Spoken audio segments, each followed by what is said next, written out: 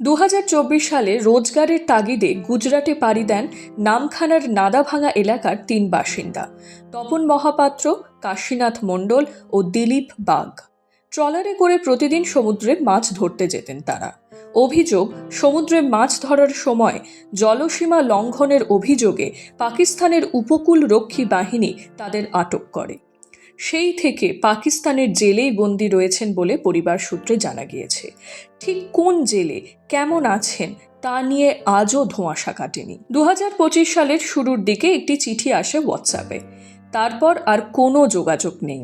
পরিবারগুলির দাবি 3 বছর কেটে গেলেও তাদের ফেরানোর বিষয়ে স্পষ্ট কোনো বার্তা নেই। বাড়িতে এখন শুধুই অপেক্ষা আর উৎকণ্ঠা। স্ত্রী, সন্তান, ভাই বোনেরা প্রতিদিন ভালো খবরের আশায় দিন গুনছেন। আচ্ছা, এই তপন মহাপাত্র, হ্যাঁ, ইনি কোথায় কাজে গিয়েছিলেন বা কি পরিস্থিতির সম্মুখীন হয়েছেন?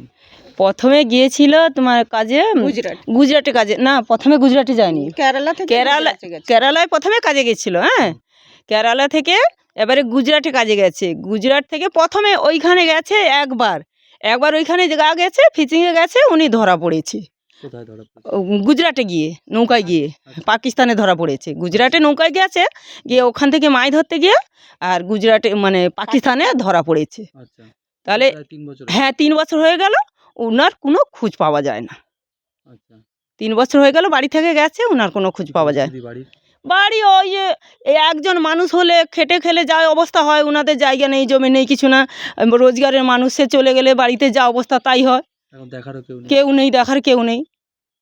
ওই জন্য তার পরিবার আছে, উনি কাজ করে। স্থানীয় প্রশাসনকে কোনো রকম কিছু জানানো? সব জানানো হয়েছে, কিন্তু ওরা কিছু মানে পাড়ায় যারা পাচ্ছে কিছু সাহায্য করছে ওরা, কিন্তু হ্যাঁ প্রথমের দিকে দিয়েছে, যে যা পারে করেছে, কিন্তু এখন আর মানে সরকার থেকে কিছু সরকারি অনুদান টান ওগুলো কিছু পায় না, কেউ দেয় না ওগুলো। মানে আর 3 বছর ধরে কোনো খোঁজ নেই?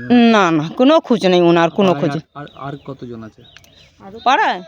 হ্যাঁ, পাড়ায় তো আরও আছে তো, 3 জন আছে তো। হ্যাঁ, আমাদের এখানে ওই ভিতরে একজন আছে, আর একজন, হ্যাঁ মোট 3 জন, আর একজন ওই দিকে।